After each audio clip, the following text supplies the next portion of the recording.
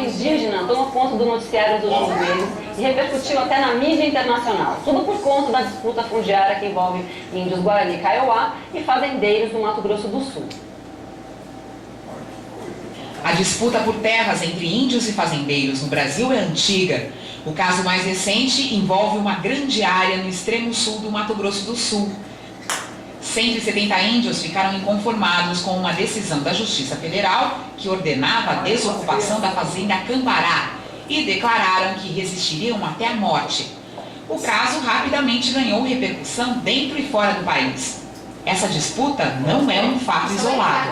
Só no ano passado, 56 conflitos fundiários em 16 estados brasileiros foram registrados pela Comissão Pastoral da Terra. A comoção com a causa Guarani Kaiowá foi tão grande que a desembargadora Cecília Mello, do Tribunal Regional Federal, Terceira Região, interveio na decisão. Ela decretou a permanência dos índios na fazenda até o fim do estudo de delimitação da área indígena na região. Esse estudo está sendo feito pela FUNAI e deve ser entregue ao governo federal no ano que vem. No Brasil, o povo guarani está dividido em 3 grupos. O dos Kaiowá é o maior. Hoje em dia, os índios vivem em pequenos pedaços de terra cercados por fazendas de gado e campos de soja e cana-de-açúcar. Alguns não têm terra alguma e vivem acampados na beira da estrada. A questão indígena despertou o interesse de cineastas e produtores, principalmente na segunda metade do século XX. Foi o cinema que projetou o cacique Raoni no documentário vencedor do Festival de Gramado em 78.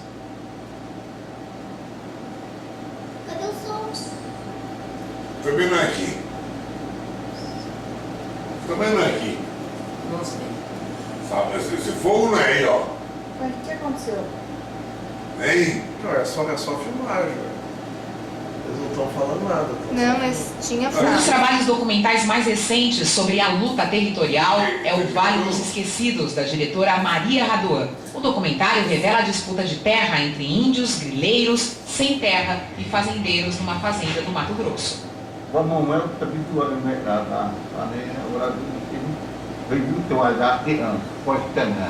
A causa indígena também desperta o interesse nas artes. Os fotógrafos Pedro Martinelli e Cláudia Andujar viraram o foco para a Amazônia e para os índios Yanomamis há mais de 30 anos. A fotógrafa suíça, naturalizada brasileira, já expôs seus trabalhos na Bienal de São Paulo e no MASP. Neste ano, um dos filmes brasileiros que mais repercutiram foi Xingu, de Karl Burger, sobre o trabalho de décadas dos irmãos Vilas Boas, que em 1961 fundaram o Parque Nacional do Xingu. O longa foi visto por quase 400 mil pessoas, um dos melhores públicos do cinema brasileiro em 2012. E para discutir esse assunto, a gente tem aqui 2 advogados. O ex-procurador da FUNAI, Luiz Fernando Vilares, e Luana Ruiz Silva, defensora de causas ruralistas, além do Manuel da Costa Pinto. Eu começo perguntando a vocês, uma coisa bem objetiva, bem direta, se vocês consideram a reivindicação dos índios justa com tudo que está acontecendo nesse momento. Bom, primeiro eu gostaria de fazer um recorte geográfico e um recorte étnico. Então, para que nós focássemos nos Guarani do Mato Grosso do Sul. Porque se nós formos tratar de todas as comunidades no Brasil, nós precisaríamos aí de 3, 4 programas para conseguir a discussão. Cada uma tem as suas singularidades. Exatamente. Então, nós temos situações muito marcantes em cada região do país, não só do índio, da comunidade indígena, como de todo o processo da titulação das terras. Então, nós temos que fazer esse recorte para conseguirmos ter uma discussão mais objetiva. Mas eu entendo que a reivindicação dos povos indígenas é sim legítima. Existe sim a necessidade de se voltar os olhos para essas pessoas, como para todas as demais pessoas no Brasil que têm alguma deficiência ou alguma dificuldade, quer seja sobrevivência, moradia nos grandes centros. Sim, mas essa questão específica desses índios do Mato Grosso do Sul, do Guarani Kaiowá, que estão ameaçando cometer essa morte coletiva, justamente, de ficar na terra até morrer por ela se for preciso, para que eles não sejam retirados dessas terras. Sim, a reivindicação é legítima. O modo como se dá essa reivindicação não é. E por quê? porque mediante invasão. Nós temos um processo histórico, a história, ontem foi história, antes de ontem foi história também quando em 1981 a Constituição passou para os estados o domínio das terras devolutas, esses estados alienaram. Quem comprou, comprou com base na segurança jurídica, nós vivemos em um Estado democrático de direito, adquiriu essas terras com base na segurança jurídica dos títulos. Se houve uma violência, uma expulsão ou um conflito em razão do processo de colonização, não são os proprietários que adquiriram do Estado, que compraram, que pagaram e que há mais de um século vivem nessas áreas, que têm que agora serem confiscados de sua propriedade mediante invasão, para que seja atendido o interesse dos povos indígenas. Eu acho que nós devemos buscar uma solução justa e pacífica. Entendi. Luiz, tudo bem? O que você pensa dessa questão específica? Eu acho que a questão do Guarani hoje é uma questão, acho, principal da questão indígena no Brasil. É uma reivindicação absolutamente justa, né? O segundo maior povo do Brasil, tem mais de 40 mil pessoas, num espaço territorial dentro do Mato Grosso que é pequeno, comparado, por exemplo, com a quantidade de gado que tem no Mato Grosso. Cada gado tem 1 hectare no Mato Grosso. Dos Guarani, para cada índio nos Guarani chega a ter menos do que 1 hectare, às vezes até 4 pessoas ocupando 1 hectare. Isso no geral. Em algumas situações específicas, quer dizer, a proporção está... Em algumas situações específicas, estão acampados em beiras de estradas, enfim, reivindicando seus direitos. Eu acho que essa questão precisa ser equacionada, precisa ter uma solução, e a solução, obviamente, passa por dar mais terra e mais condições para os índios Guarani hoje.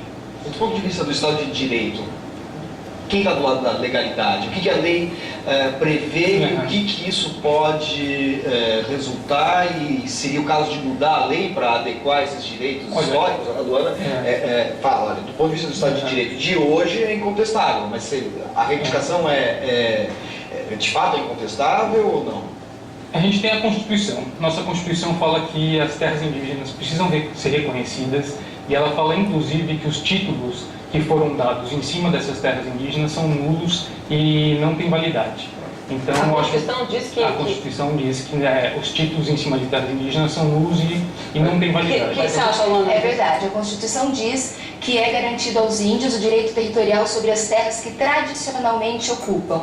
E que, se a terra for tradicionalmente indígena, o que se conclui com o laudo da FUNAI, sendo tradicionalmente indígena, os títulos sobre ela serão nulos e extintos, não produzindo efeitos, sendo indenizáveis apenas as benfeitorias. Perfeito. Agora, qual é a questão? Onde está a ilegalidade nesse sentido? Então, o que são terras tradicionalmente ocupadas? E aí nós caímos nos exageros. Eu vou dar um exemplo prático dos Guarani no Mato Grosso do Sul. Em 2005, o cacique Farid, com o seu grupo, invadiu uma propriedade, exatamente como o que está acontecendo hoje, invadiu uma propriedade com um grupo por ele liderado, no município de Dourados, dizendo que aquela terra ali, aquela área que eles invadiram, chamaria Lagoa Rica, que é uma terra indígena, porque ali nasceram e morreram seus antepassados e estão reivindicando seu direito indígena. Vieram os processos e eles tiveram que sair da área. Em 2012, esse mesmo Farid, com esse mesmo grupo, invadiu uma outra fazenda em outro município, no município de Rio Brilhante, chamou a área da invasão de Laranjeira em Anderu e falou que ali nasceram e morreram seus antepassados. Então eu quero saber qual a lisura dos processos da FUNAI. Eu acho que nós temos que ser justos, técnicos e objetivos. É terra indígena ou não é terra indígena? Então nós temos que ter estudos sérios, concretos, porque eu questiono os estudos da FUNAI, as interferências de ONGs. O que você acha, doutor Nandes? Eu acho que, assim, antes de tudo, antes de discutir cada caso concreto que tem suas peculiaridades... Porque o que eu estou vendo é o seguinte, os índios de fato foram expulsos de muitas terras, eles estão tentando se acomodar em outras terras, e aí essas outras terras talvez não sejam terras indígenas, enfim, não preenchem os pré-requisitos que estão na Constituição, mas... Só para dar um panorama, na década de 70 e 80, na verdade, e na de 90 também, no Mato Grosso do Sul principalmente, em outras regiões do Brasil, teve um avanço da agropecuária e teve um avanço da atividade. Não que se constituíram novas propriedades, que também aconteceu, mas na verdade teve um maior aproveitamento das propriedades. O que aconteceu? Muitos desmatamentos e muita expulsão dos índios das terras que eles possuíam, na verdade que eram terras ocupadas por eles, e que na verdade eles gostam de viver nas matas, perto das matas, e que foram devastadas no Mato Grosso do Sul e em outros lugares, como na Amazônia, no Mato Grosso também, enfim, no Pará. Dessa realidade nasceu a reivindicação dos guaranis, né? Os guaranis que antes viviam ali nas cercanias das fazendas, algumas invadidas, outras vivendo na sua própria terra, eles perderam a sua terra por esse maior aproveitamento da agropecuária. Quer dizer, existia um vácuo jurídico, então. Essas terras não estavam, essas terras você se refere, eram essas definidas pela FUNAI como historicamente pertencentes aos índios, ou elas já eram terras que pertenciam aos proprietários? Aí a gente vai para uma outra história, que é as terras dos guaranis foram demarcadas, né, desde 1930 com o SPI, que era o antigo órgão de proteção ao índio, até hoje, elas foram demarcadas num conceito de reserva para os índios de pequenos territórios, né? Só que hoje a Constituição, desde 88, a Constituição colocou outro parâmetro para a demarcação de terras indígenas, que é uma terra que privilegia os atributos ambientais, a plena desenvolvimento da cultura dos índios. Então, uma terra que foi demarcada numa lógica antiga, hoje deveria ter sido demarcada em outra lógica. E o Estado brasileiro, né, tanto a União Federal que tem essa responsabilidade, quanto o governo do Estado do Mato Grosso do Sul, que faz pressão para não demarcar as terras indígenas, eles não cumprem o seu dever de demarcar e acirram o conflito, que é esse conflito entre fazendeiros, proprietários e indígenas. Agora, dona, nesse caso específico, enfim, depois do que o Luiz falou, essas terras que estão sendo objeto dessa disputa jurídica, qual é a situação concreta, objetiva delas? A situação concreta, objetiva dessas terras no estado do Mato Grosso do Sul foi feito um levantamento pelo nosso órgão ambiental estadual que tem os documentos. Todas as terras do Mato Grosso do Sul, sem exceção, foram tituladas entre as décadas de 20 e 50. Todas. Antes do título, nós temos a posse. Então, o processo administrativo que deu origem àquele título data muitas vezes de 1897, 1895. Então, a minha pergunta é, como vivem esses índios hoje lá, concretamente? Terrível, numa situação de miséria, numa situação degradante. É necessário, sim, uma política pública séria para esses indivíduos, que são cidadãos brasileiros, tem que ter os olhos voltados para eles. Então, não existe uma resistência do produtor rural contra o indígena, jamais. O que existe é uma resistência do produtor rural que está ali, eu falei, desde a década de 20, que está ali plantando, produzindo, criando suas famílias, vendendo. Os outros que compraram, mais recentemente, compraram com base na fé pública de um registro. Nós temos uma situação concreta, real, que não é o confisco das terras para dar para os índios a solução justa. Então, você injusto com os proprietários para solucionar um conflito, para solucionar uma situação que não foi causada por esses atores. A gente parece que estava realmente numa situação muito difícil. Na sua opinião, o que seria uma solução justa? Aponta um caminho, vamos ver. Um caminho. Primeira coisa, uma seriedade mais rígida nos trabalhos da FUNAI. Nós tivemos essa incoerência que eu acabei de colocar para vocês e temos muitas outras. E a solução hoje é: queremos resolver o problema dos povos indígenas, então que seja indenizado o proprietário. Agora, eu vou expropriar, tirar uma família que está lá sua vida toda produzindo, que comprou dentro da legalidade. Quando ele adquiriu, a lei lhe garantia aquilo. Ele tem um documento que lhe garante essa propriedade. Agora, dona, tem uma coisa que eu acho que o Luiz poderia responder também, complementando o que você falou, que é o seguinte: as questões, essa relação estabelecida por lei com a terra é bastante compreensível para os proprietários, que são os fazendeiros e que pensam um pouco como toda a faixa da população que é europeizada. Mas eles têm uma relação simbólica com a terra, que antropólogos estudam, que é objeto de filmes, livros, mas sobretudo de estudos antropológicos. Quer dizer, qual é a condição, o que seria justo para eles, pensando que eles pensam num outro registro, que é o registro simbólico e não o registro jurídico? Você tratou muito bem dessa questão. Na verdade, para os índios, eles prescindem da formalidade, né? Eles não fazem parte desse mundo dos brancos, desse mundo colonizador de títulos, de certidões, de cartórios, de governo.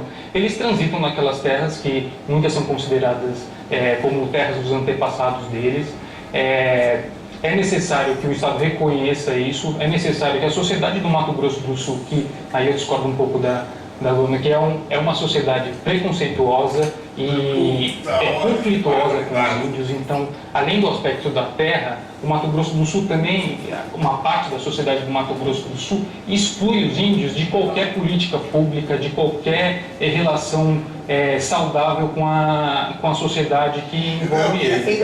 A situação que vocês descrevem me parece, às vezes, o conflito palestino-israelense. Do ponto de vista do discurso público, todo mundo fala de intenções, de divisão, etc. Mas, na prática, tem certas resistências porque as pessoas estão arraigadas. Os fazendeiros são arraigados à sua terra porque estão lá faz tempo, e os índios igualmente arraigados, né? Então eu concordo que tem essa resistência porque estão tirando o que me pertence, estão tirando minha casa. Assim como o índio tem a ligação com a terra, o proprietário tem, por mais que seja de fundo econômico patrimonial, o índio também tem anseio econômico patrimonial. O índio também quer ganhar seu dinheiro, quer ter possibilidade de ter acesso à tecnologia para escoar sua produção excedente. Isso é coisa do ser humano, é normal. Acontece conosco, que acontece com eles. Agora, Luana, você falou, vocês estão expondo aqui visões de mundo bastante diferentes, às vezes conflitantes. Eu acho que isso diz respeito muito à questão do índio no Brasil historicamente, né? O índio foi tratado no primeiro momento do século XIX como uma espécie de herói mítico. Ele era idealizado, vamos dizer, dos romances de Alencar, da poesia do Gonçalves Dias, como uma espécie de herói épico que expressava a nacionalidade. Quando se começou a pensar antropologicamente o país, nas suas raízes mais profundas, a valorização veio muito mais da cultura negra, principalmente pelo Gilberto Freire, porque, em grande medida, o índio tinha sido dizimado, confinado nesses espaços. Que lugar o índio representa hoje nesse imaginário brasileiro para essas pessoas que estão lá?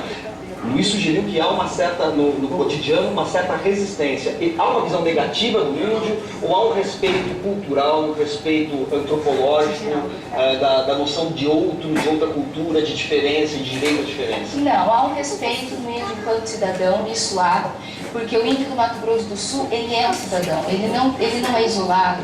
Inclusive existem termos de ajustamento de conduta do Ministério Público Federal com usinas, por exemplo, exigindo que a usina pegue os índios, leve para a qualificação de mão de obra para dar um emprego digno para esses índios. Então nós não estamos tratando daqueles índios isolados, daqueles índios que querem viver da caça e da pesca, nós estamos tratando de índios que têm seus mitos, suas crenças, seus ritos, sua ligação com a terra, mas que são cidadãos que querem uma independência. Eu entendo que é essa a realidade. E como você falou do estereótipo, o índio eu trato como estereótipo. Hoje eu li um artigo do Washington Novaes e ele cita o antropólogo Pierre, que fala que na cultura do índio não tem líder. E que o índio, cada indivíduo é livre e essa liberdade vai até onde começa a outra pessoa. Então, contextualizando esse estereótipo, a ideia do índio nu, livre, em absoluta harmonia com a natureza, vivendo da caça e da pesca, essa ideia não existe hoje e não existiu antes do choque das civilizações. Porque lá no Mato Grosso do Sul, nós temos os Guarani, os Caduel, os Terena, os Guató. E muito antes da chegada dos não-índios, os Terena já escravizavam os Guarani por conquista territorial. Não foi o branco que trouxe a ideia de conquista territorial. As tribos lutavam entre si para a mesma conquista territorial. E em relação a não haver liderança, há liderança. E quando há briga entre uma comunidade, tem as dissidências, um grupo só tem a dissidência, formam dois grupos com duas lideranças. Isso é muito comum acontecer.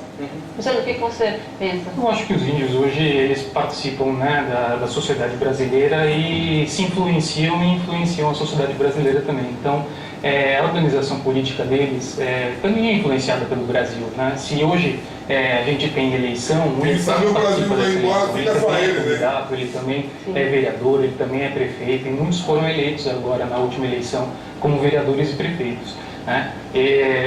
Ele influencia um pouco a cultura brasileira com a sua cultura, que é rica e é diversificada. Cada povo indígena tem uma língua, cada povo indígena tem uma cultura, e isso acaba refletindo nas artes brasileiras também.